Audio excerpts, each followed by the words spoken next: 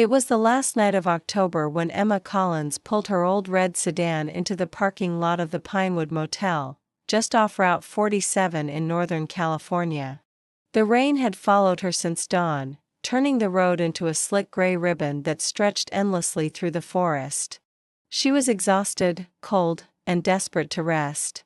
She had no idea that this place, this quiet, almost empty motel, would change her life forever. Emma had been running. Not from the law, not from a lover, but from fear itself.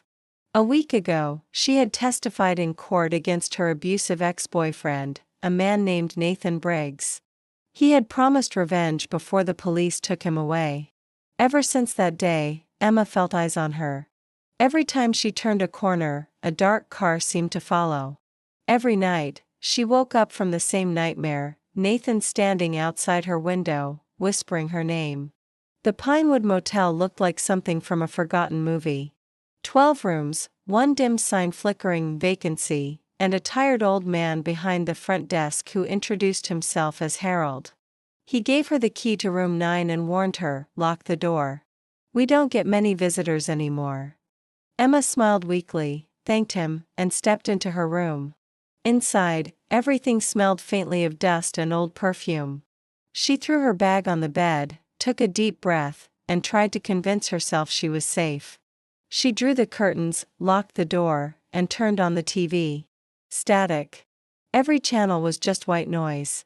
When she reached for her phone, she realized there was no signal. As the wind howled outside, she tried to sleep, but then came the noise. A faint thud from the room next door. Then another. She sat up, listening. It was rhythmic, like footsteps. Slowly, she got up and pressed her ear to the wall.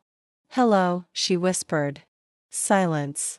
But when she stepped back, something slid under her door, a small, wet note.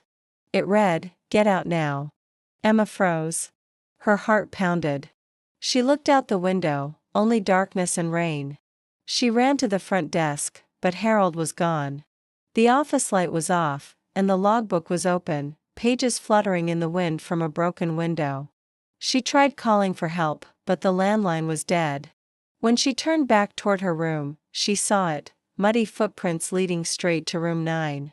Panic surged through her veins.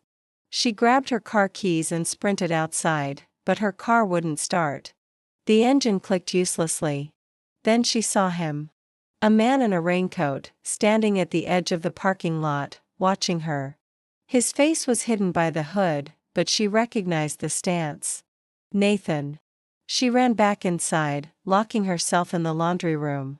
The lights flickered, and the old radio in the corner crackled to life, whispering a single sentence, "He never left, Emma." Her breath caught in her throat.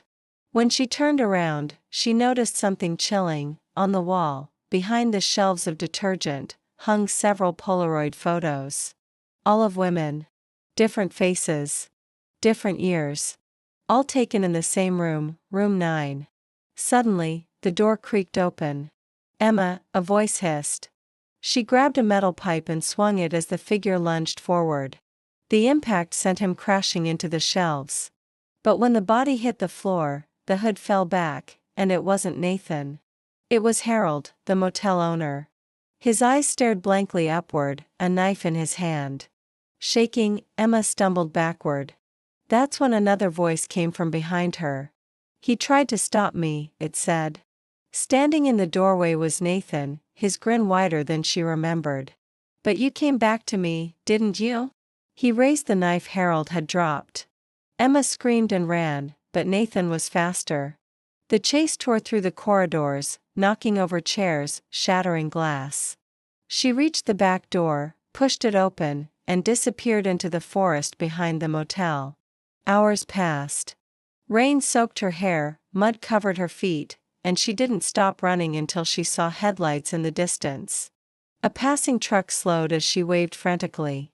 The driver helped her climb in, wrapped her in a blanket, and called the police. When authorities arrived, they found the Pinewood Motel abandoned. No Harold.